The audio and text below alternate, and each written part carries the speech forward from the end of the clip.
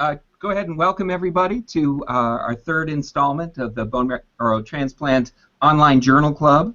I want to particularly recognize our preceptor tonight is Dr. Levine from the University of Michigan.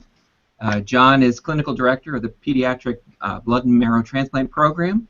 He received his undergraduate degree in biochemistry from the University of Virginia and medical degree from Eastern Virginia Medical School. Following a 3-year residency in pediatrics at the Children's Hospital of Los Angeles, he completed his fellowship at Memorial Sloan Kettering. Not sure where that one is. And he's been a member of the University of Michigan faculty since 1995. And our fellow discussant today is Sofia Kasoori from Memorial, who's going to be presenting our paper, A Prognostic Score for Acute Graft versus Host Disease Based on Biomarkers, a Multicenter Study. And this is our third installment tonight. I hope it's educational. We want to have a free and open conversation, and hope people will get up the guts to come and join us in the Hangout or online with Twitter. Dr. Perales is busily preparing tweets for your edification. So I'd like to, why don't we go ahead? You want to go ahead and start? Yeah, so I'll get started if we can put up the slides. All right.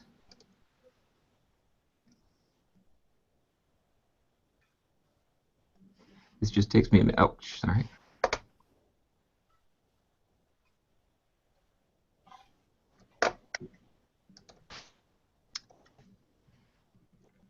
Are you seeing slides now? Yeah, can we go to the first slides? Yeah. Thank you. All right, great. Hi everyone who's joining us. Thank you for joining us tonight. And as Dr. Klein said, my name is Sofia Kasoori. I'm one of the transplant fellows at Memorial Hospital, and I'd like to thank Dr. Klein and Dr. Perales for setting this up, and also Dr. Levine for precepting his article today, which is a prognostic score for acute graft versus host disease based on biomarkers, a multi-center study, which is reported in the Journal of Hematology.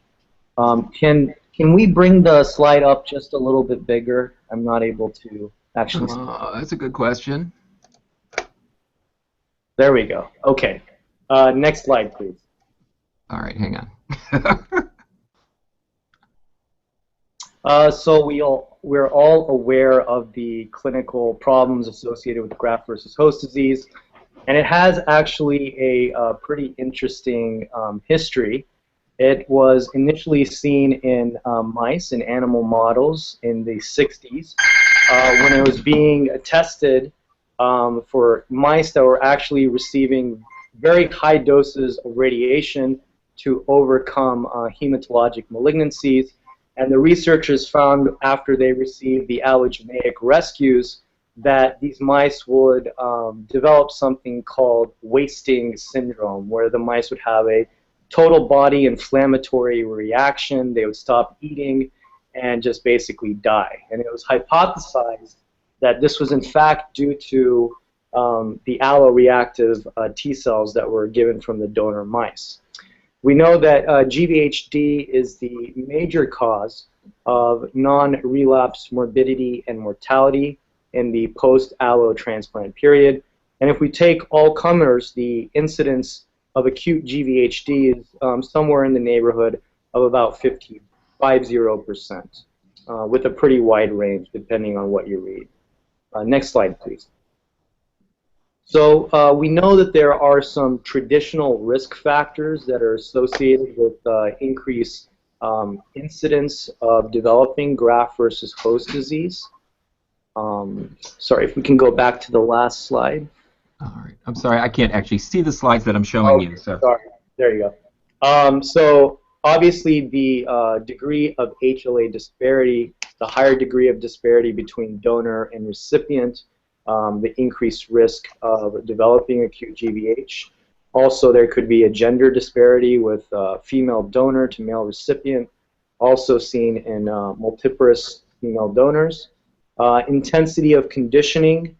It is thought that higher intensity conditioning regimens may actually cause a greater degree of cell damage or endothelial damage, thereby causing an inflammatory reaction leading to a priming of alloreactive T cells and the development of acute GVH, as compared to lower intensity regimens. And prophylactic regimens for GVHD, as well as graft source with peripheral blood stem cells having a higher incidence compared to bone marrow or cord blood stem cells. Next slide. Thank you. So we know that the cornerstone of initial therapy for acute graft versus host disease is corticosteroids, whether it's 1 mg per kg or whether it's 2 milligrams per kilogram based on presentation and also attending preference.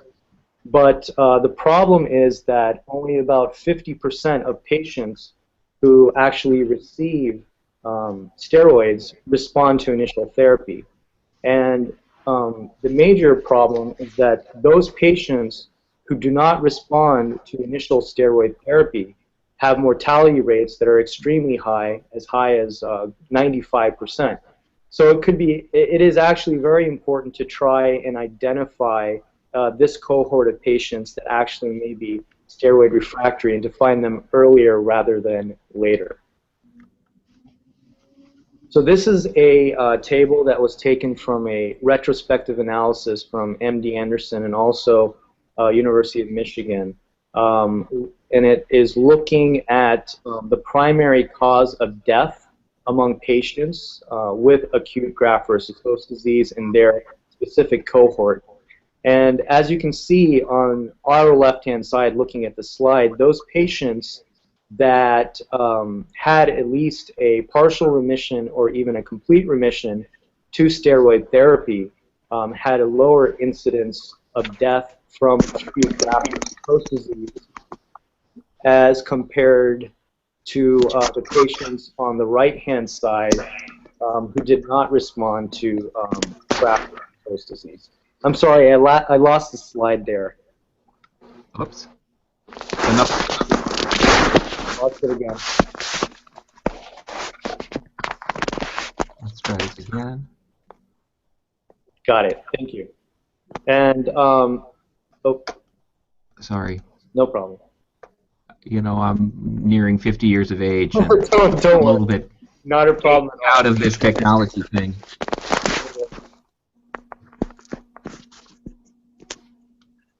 All right, you want to go down a slide? If you can go back to that slide, I was just going to finish that there. And you can see those patients on the right-hand side with the refractory group had a much higher incidence of death from complications associated with acute GVHD. Also, patients with acute GVHD have an increased risk of developing down the road chronic graft versus host disease, and you can see in both the groups another great chunk of deaths related to GVH after the development of chronic GVH as well. Next slide, please. So this is the survival curve for those patients in blue that had at least a partial or complete response to steroid therapy versus those patients in red who do not or did not. And you can see at the 2-year mark, about 24 months post-transplant, there's a significant difference in survival between the two groups. Yeah. So although we know that there are some traditional risk factors that are associated with the development of acute graft versus host disease, we're hard-pressed to find any data, and also in this study, they found that none of the patient demographic or transplant-related characteristics independently predicted the response to steroids. So this is a good space or a good opportunity, actually, to use other tools, such as biomarkers, to help stratify those patients who might be at risk for not only developing graft versus host disease, but to indicate those patients that might be steroid refractory. So what exactly is a biomarker? There is actually a WHO classification or definition that is any substance, structure, or process, or its products that can be measured in the body and influence or predict the incidence of outcome of disease. So what we would like to see is a biomarker test that has the potential to define new risk strata, but also might help the clinician make management decisions. And also, you will see with the point of this study, to help predict response to treatment.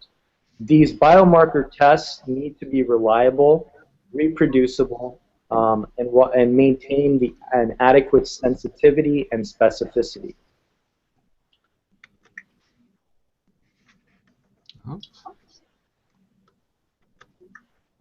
Next slide, please. I'm trying. Oh, sorry. Oh, come on.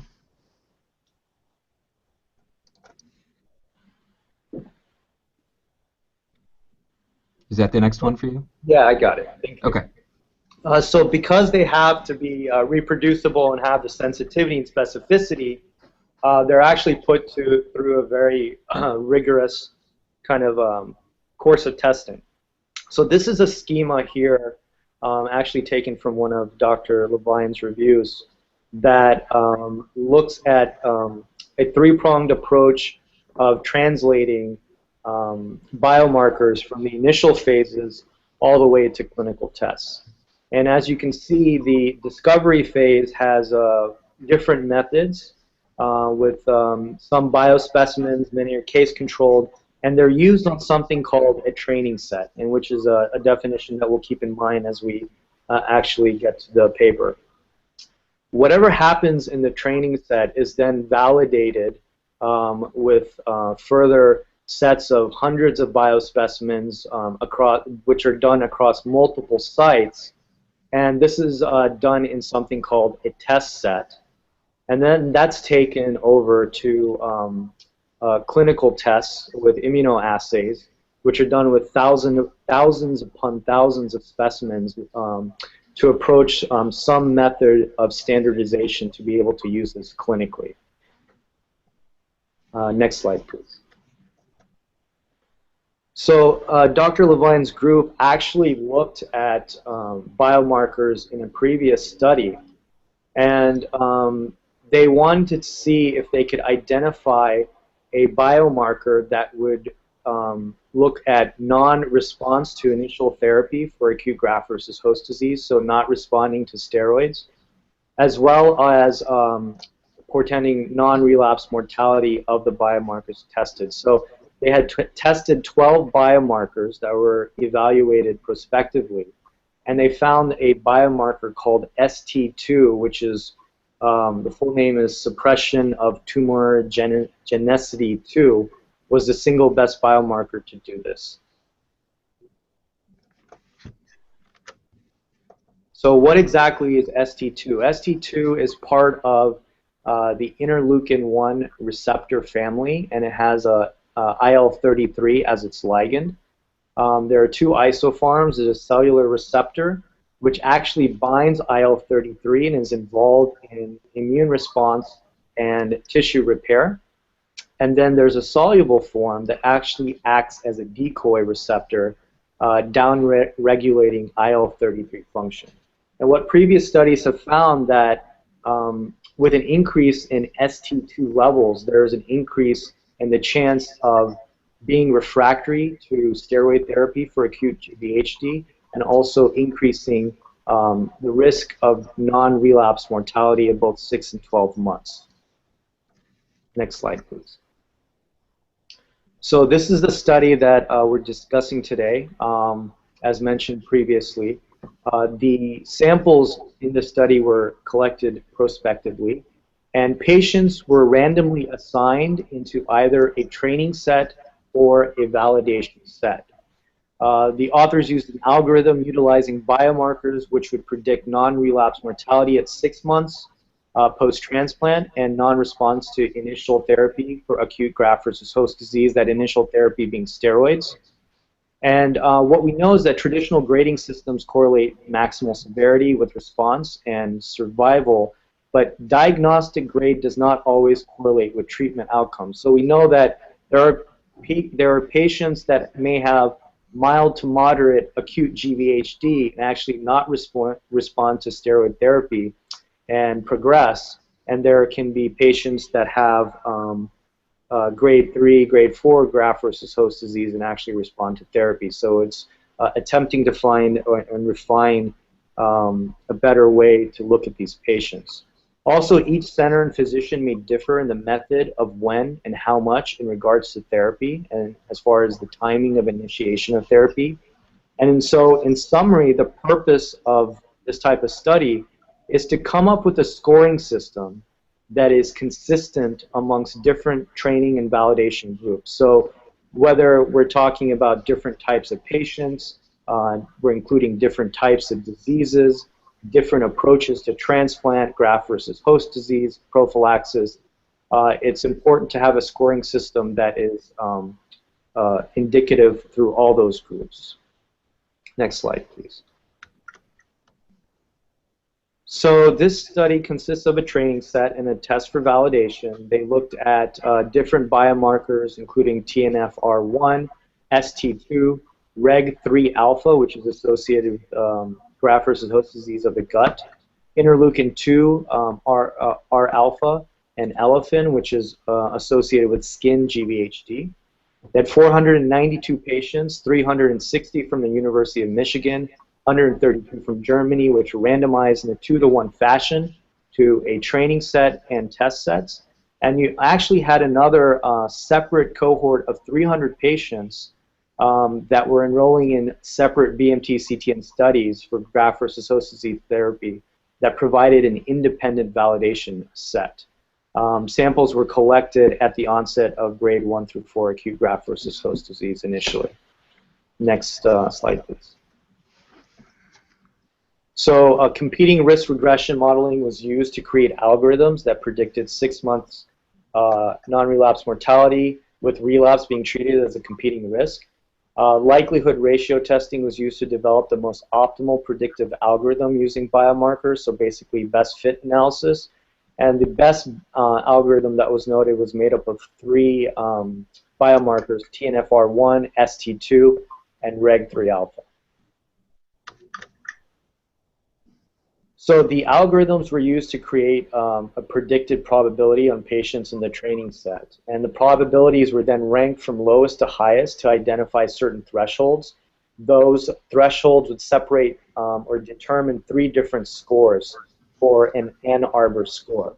The higher thresholds would be used for Ann Arbor 1, which would portend a lower non-relapse mortality, compared to the lower thresholds for Ann Arbor 3, classification that would portend a higher mortality. And the approach basically defined 3 scores in which NRM increased with each grade at both the 6-month and 12-month mark.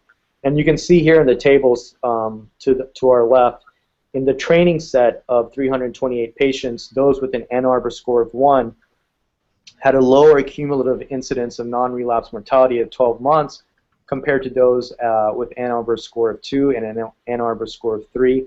And underneath the non-relapse mortality, the green line there is those patients with Ann Arbor 1, and you can see the difference between the scoring between the sets in regards to non-relapse mortality.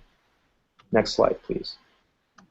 So the real test is then to take this algorithm and then apply it to different validation sets. So this was done with non-relapse mortality, and you can see the training set is A.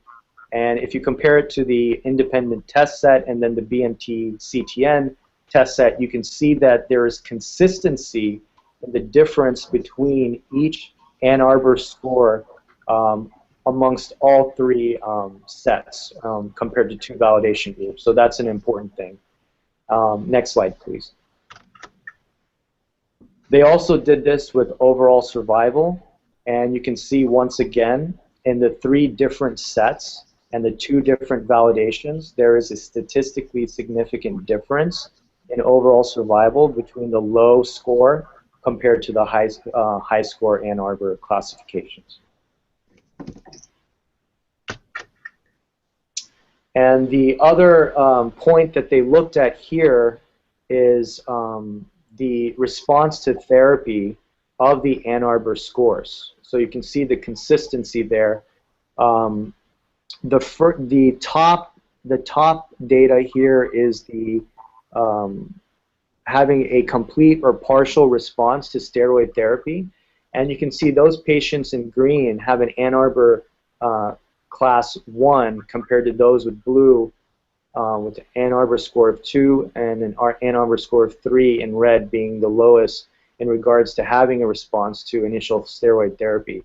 And this holds up amongst both the test set and the BMT CTN independent validation set. And the bottom there is just having a complete response at 28 days.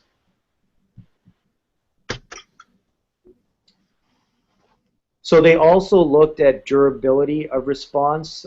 Durability was defined as having a response to steroid therapy and not relapsing within 6 months. And whether it was all the patients in the cohort with 492 or those that presented with skin graft versus host disease only, or those that presented with lower GI GVHD, you could see that those patients that had an Ann Arbor score of 3 in all groups had a significantly lower chance of having a durable response to steroids compared to those patients with Ann Arbor scores of 1 and 2. Next slide, please. So there is a subset of patients that actually will develop skin graft versus host disease and then subsequently develop GI graft versus host disease acutely. And what the Ann Arbor scores were able to show is that they were able to predict those patients who presented with isolated skin GVH then having subsequent lower GI GVHD. So if you look at the Ann Arbor score 3, those are patients that had Ann Arbor score 3 skin graft versus host disease, and they had a increased chance of developing subsequent GI GVHD. And they compared this across the standard Glucksberg skin staging and found that the Ann Arbor classification was more predictive of this development. And then lastly here you have the multivariate comparison of Ann Arbor classification versus Glucksberg classification for non-relapse mortality. And you can see the hazard ratio with the diamonds and the confidence intervals. And basically what this shows is that there is a high level of statistical significance in the difference amongst the groups for non-relapse mortality in the Ann Arbor groups as compared to the Glucksberg groups that you can see are crossing over the median of 1 over there. So that the Ann Arbor score is more predictive of the differences between groups than the classic Glucksberg classification for non-relapse mortality. So some of the take-home points from the study that biomarkers can be used to create scores to predict non-relapse mortality at the time of GVHD diagnosis.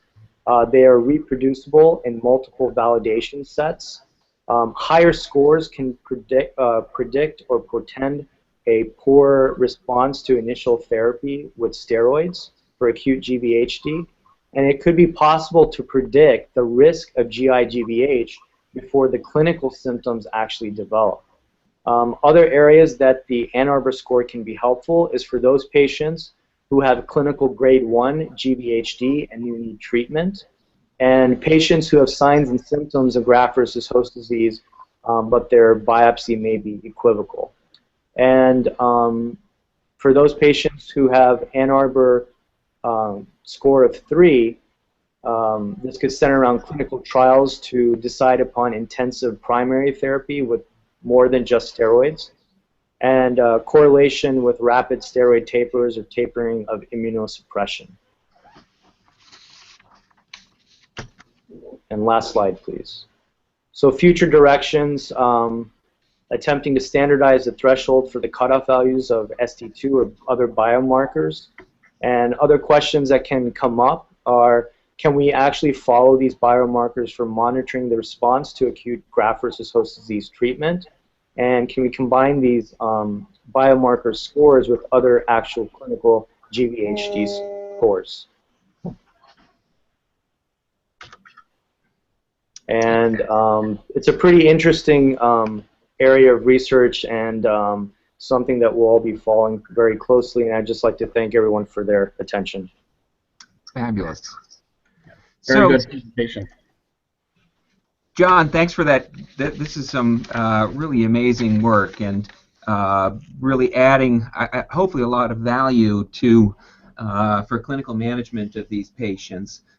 Certainly, we're often struck with a patient starts with early GVH, and we can't tell, which way their course is going to go. So hopefully, this will be something, that will at least give us some comfort one way or another, perhaps in predicting which way things are going to go. How do you see us using this scoring system now? Well, I think it might be easiest to discuss that from the planned clinical trials. So we have a clinical trial that we're planning that'll be a multi-center trial where we're going to enroll patients who have Ann Arbor score 3 GVHD, that high-risk group. And the therapy will be standard prednisone or methylprednisolone plus natalizumab. And natalizumab is an antibody that blocks the alpha-4 integrin on T cells, which is part of the homing mechanism to the GI tract. So as was mentioned, some patients with Ann Arbor score 3 GVHD don't have any GI GVHD at the time of onset. In fact, 50% of the patients who develop GI GVHD with an Ann Arbor score 3 don't have diarrhea when they present. So this may be a very opportune time to try to block T cell trafficking to the GI tract. So that's our plan for the patients with an Ann Arbor score of 3. And we're going to be doing this in a multi-site trial in the U.S., and we have some collaborators in Germany who will form a contemporaneous control population. So they will not be enrolling on the study. They'll get whatever therapy is considered appropriate for their GVHD, but we'll be able to compare the how patients with Ann Arbor score 3 in Germany do with standard therapy as a contemporaneous control population. In addition, the study is powered to detect an improvement in complete response rate at day 28 from 30%, which is what we see with Ann Arbor 3 by itself, to 45%. So that clinical trial will be able to look at a difference in outcome and response rates compared to historical controls, as well as against a large number of contemporaneous controls from Europe. So that's how we thought about in our first clinical trial and how we want to approach this, the use of these biomarkers. And of course, if the contemporaneous controls did much better or much worse than was expected, then that would tend to suggest that an Ann Arbor score 3 doesn't mean what we think it does. Although we feel pretty confident by the fact that we validated the results in 2 independent cohorts. There's another trial, but we can pause on that one. Please, okay. So why not do an upfront randomized trial? Simply it's a 90-patient trial, and we want to try to get it done in about 2.5 years. So that would then become a 180-patient trial. We could do it if we could enroll patients at the European sites, but as you can imagine, it's incredibly complicated to try to do a multinational or an international trial that's interventional. So we felt that for logistical and feasibility reasons, we would save the European patients as controls. Okay. Yeah. And one thing that wasn't mentioned is we see a very consistent distribution of patients, regardless of their presenting Glucksberg severity. So about 20 to 22% of all patients have Ann Arbor score 3 GVHD, whether they present with a mild skin rash or whether they present with voluminous diarrhea. And likewise, about 25% of all patients are Ann Arbor 1, whether they present with a mild skin rash or voluminous diarrhea. So we're fishing out these, we believe what we're doing is when patients present with a lot of diarrhea, we're fishing out the ones who are actually going to respond well to steroids and do well. And we tested that in the multicenter cohort who enrolled all on they all enrolled on BMT CTN trials. So they got fairly similar treatment, and we could see that even in patients who presented with quite clinically severe GVHD, the Ann Arbor scoring system identified the good players, which I think also will help in to sort of capitalize upon that in the clinical trial, because to know that a patient you know that when the biomarkers seem to tell us who's really going to do badly or who's really going to do well. The real problem is those Ann Arbor 2s where they have 25% non-relapse mortality at 6 months with standard therapy, and we want to sort of explore whether we can help stratify them again, perhaps after several days of treatment. Can we now pick out who's doing well and who's not going to do well with a second biomarker test? Have you had an opportunity to look at multiple time points along the course of GVH in any of your patients? We did, but only from Michigan. So, I think one of the things with these biomarker studies is they really should be done as multi-center to develop these formulas or these scoring systems from the multi-centered cohorts, because there's so much variability in center effect, and there's variability in how patients are treated. There's variability in the rate of diagnosis of GVHD. If you look at, for example, if you look at T-cell replete transplants, the incidence of acute GVHD ranges from 20 to 80% depending upon the center. And this isn't, T-cell depletion or serotherapy. These are patients who receive pretty conventional transplants. So the way people diagnose GVHD is not the same across the community. One person's GVHD rash is somebody else's drug rash, and one person's nausea and vomiting is GVHD, and for somebody else's conditioning regimen. So you certainly want to make sure that you're accounting for all of these various differences in practice when you're trying to develop these approaches. We say now don't believe your lab test. Don't believe your lying eyes, because which is what we do in a lot of other areas of medicine. We go with what the blood work tells us more than than our physical exams or what the patient's reporting to us in terms of their symptoms. There is a second trial, and the second trial is going to be a multi-center BMT CTN study, and it's going to study the randomized trial will randomize patients with standard risk GVHD defined clinically to either prednisone or sirolimus as monotherapy. And the goal of that trial is to determine whether, for patients who have less severe GVHD, can there be a steroid-free treatment approach? And so that would be great. I think we all would be happy if we could avoid steroid therapy for GVHD. And it's based on preliminary data from Moffitt, where they were seeing pretty much equivalency between sirolimus monotherapy to prednisone. But the biomarkers will be used so that only Ann Arbor 1s and 2s will be able to be included in that trial. So patients with Ann Arbor 3 GVHD who are likely to fail both prednisone and we would imagine would fail sirolimus will be removed from the study and replaced. So that's the next, that trial we anticipate will open in 2016. And, sorry, go ahead. No, please. And I think one of the things that we didn't talk about is one of the real tests for us is going to be, can we get the results quickly? So what was pointed out in the review of the study was the samples were collected prospectively, but they were frozen, and then they were thawed and analyzed later.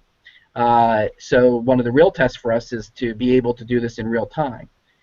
So we've been working on the logistics around that, and we anticipate having that ready to go for both trials when they're ready to open. You anticipate doing that as a central central laboratory? Yeah. So Jamie Farrar, who was the senior author on the on this study, he is actually at Mount Sinai in New York City, and his laboratory will do essentially 24-hour turnaround. So the sample will be collected from the patient and shipped overnight, and they'll run it the day that they receive it. And there's a little interesting aspect to this. In order to figure out how to do this from a very logistical standpoint or feasibility, we're going to run, the samples will be run Tuesdays through Saturdays, so that patients who are diagnosed with GVHD Monday through Friday can get their blood drawn and the sample run. It turns out that only 5% of GVHD is diagnosed on the weekends. And yeah, everybody has the same reaction. Wow. And part of it is the guy rounding on the weekend doesn't diagnose GVHD because he doesn't have the biopsy to test to obtain. I think that's part of it. I think the other big chunk is a lot of GVHD is diagnosed in clinic, and we don't see patients in clinic generally on the weekend. So we looked at the day of the week of diagnosis from 4 different centers, and it was pretty similar. That it was all over 90% of all GVHD at any center we looked at is diagnosed Monday through Friday. So we don't think we'll lose too many patients who get diagnosed on Saturday or Sunday. That's fascinating. Good. Yeah. Well, we have a first. We actually have a question from the Twitterverse. Okay. And so this is, I guess, a clinical question, and just to get some your perspective on it. This is a patient undergoes allo BMT in 2009, developing chronic graft-versus-host disease with eyes, mouth, and scleroderma, and a question about whether this will eventually burn out. Some perspective, perhaps, from your side on the outcome of sclerodermatous chronic graft-versus-host disease. And so when did it, I guess did the question say how long they've had this scleroderma, when it was diagnosed? It looks like the transplant was in 2009, so let's say they were acute to chronic, so that would give them 6 years worth of chronic GVH at this point, or 6 years out from transplant anyway. Well, you know, I think in my experience most chronic GVHD eventually burns out, or it progresses and the patient does badly in the long run.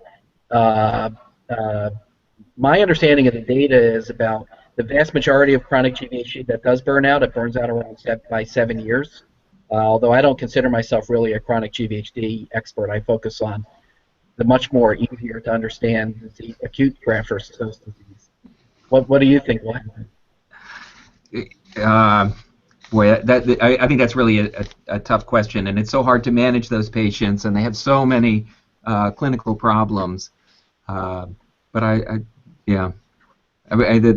teaching is that they get better, or that it burns out and it runs its course. But it's sort of hard to see many people who get through that period of disability and vulnerability. And I certainly say that when I talk to patients, it's like a fire, and there's all that. After the fire's been put out, you still have a lot of smoke and water damage, and that doesn't necessarily go away. So sometimes it's hard to know what's active and what's not active. Did you, with your, so you correlated with acute graft-versus-host disease in your study. Yeah. Were you able to look at all at what happened further down the road? You did look at 6 months and a year. Did you look Right. whether there was any predictability of chronic graft versus host disease? So we only had that data from the Michigan patients. We don't have that data for the BMT CTN patients, so we didn't look. Okay. But you would imagine that if you had to guess, I would guess that patients with a higher score of GVHD are going to be more likely to have chronic GVHD, and I don't know whether that predicts for a worse chronic GVHD outcome though. Yeah. We haven't looked at that. Dr. Levine, I had a question. So one of the other areas, as you mentioned the clinic previously, that we see patients developing acute GVHD or an acute type of presentation of GVHD is when they start coming off immunosuppression, Right. and they have their actual first episode of GVH. Do you see that in the future that the biomarkers might have some sort of role here for these patients that are being tapered off of immunosuppression or even off of steroids for another reason, where we can use it and then predict who's going to do worse and who will actually respond to initial therapy? Yeah, I think that's actually a great question. That's really where we see this going. So our first run at this was to see if we could predict outcomes with treatment once the disease is diagnosed. But really, the better thing to do would be to be able to preempt the graft versus host disease before it even occurs. And we've published data several years ago that showed that biomarkers are elevated. Like we looked at TNFR1, for example, and in that New England Journal paper that was from Sophie Pachesny's lab, she looked at ST2 at day 7 and day 14. We looked at TNFR1 on day 7, and we could definitely see that higher biomarker levels long before the patient has GVHD. Patients who are going to develop GVHD have higher biomarker levels than patients who don't. So the challenge will be to develop a predictive scoring system that accounts for all the other things that might impact upon the biomarker levels that are independent of GVHD. For example, in that New England Journal paper, you'll see that the SD2 level on, I think it was day 14, if the patient got a total body radiation-based conditioning regimen, was 5 times as high, the threshold for predicting GVHD was 5 times as high as for patients who got a reduced intensity chemotherapy-based regimen. So you can't have like 5 different thresholds based on what the conditioning regimen is. So it's probably going to be, and practices will continue to evolve. Right. So it's probably going to be a formula that incorporates some of these transplant choices, as well as probably multiple biomarkers, where I think when you have multiple biomarkers in the algorithm, it helps you not get too overly swayed by the effect of just one. And then if we're able to predict GVHD's development, we could intervene. And the intervention could be something simple, like a week of modestly dosed prednisone, just to sort of tampen things down. The other thing that we suspect will be the case is that you'll have to do serial monitoring. So patients may be fine on day 7, but for example, in Dana-Farber, they tell us that their median onset of GVHD is after day 90, because that's when they come off steroid limits, just like you were saying. Mm-hmm. And they may need to have their levels measured, their tests being performed close to that time point, because while they're still on the drug, it's suppressing all the Aller activity. I mean, we believe, based on what these biomarkers are, that they're just laboratory measures of Aller activity. And if they're high, there's a lot of Aller activity going on, even if it hasn't manifested itself clinically yet. And if they're low, the Aller activity is more modest, at least as far as target organ damage is concerned. We didn't see any difference in relapse rates, at least in patients who develop clinical GVHD. I don't know if that would be the case in pre-GVHD for preemptive therapy. John, did some of those samples come from the 4-arm BMT-CTN acute GVH study? And is there any value in going back and kind of re-looking at that data set from the standpoint now of with the biomarker panel? So we did that. At least I did that because I was curious because our drug was not the winner in that forum study. There were only 45 patients who were enrolled on each arm, and not every patient. We didn't have biomarkers samples on all of those patients, but we didn't see any signal to suggest that one was that. For example, I wanted to say, well, for our drug, they got all the Ann Arbor 3s, and that's why it didn't do well. But the sample size was too small, and it didn't look to be the case. But there also was the second trial, which was mycophenolate versus placebo, and there was a tiny suggestion there that maybe the mycophenolate arm got more high-risk patients than the placebo arm. But the signal was not statistically significant. It was very small. So that's either we can say that we didn't have power to detect the difference, or it was wishful thinking that those drugs worked. But it certainly is. We had the identical idea that you did, that we should. It would be interesting to see. Maybe you could talk a little bit more about the integrin antibody that you mentioned in your first study, and sort of what the data is so far on that. And so it hasn't been used for GVHD. So natalizumab is an FDA-approved drug for Crohn's disease and for multiple sclerosis. So alpha-4 beta-7 T cells traffic to the GI tract, and alpha-4 beta-1 T cells track to the central nervous system. So the good news is there's been over 100,000 patients treated with this drug. So the safety profile, even in patients who are getting immunosuppression, is pretty well established. So we feel good about that. Then the next question is will it prove to be effective in graft versus host disease? And we're aware of other centers that are planning to test that hypothesis in patients with GI-GVHD. But where we think it might be particularly helpful is in patients who we think are going to get GVHD because they're high risk, GI-GVHD, but they haven't developed it yet. So that's how we chose to ask that question. All right. Dr. Levine, we have another question. In your studies, have you looked at, once patients are on treatment, looking at the biomarker and if it changes as they respond to therapy? Yeah. So we've seen that. Actually, in a paper that we published in 2008, where we were using etanercept as the GVHD treatment, which is a TNF inhibitor, we saw very consistently that patients who responded to treatment, when we looked again on day 28, the patients who responded to treatment had much lower levels of TNF than patients who didn't respond to treatment. So the biomarkers go down as the patient gets better.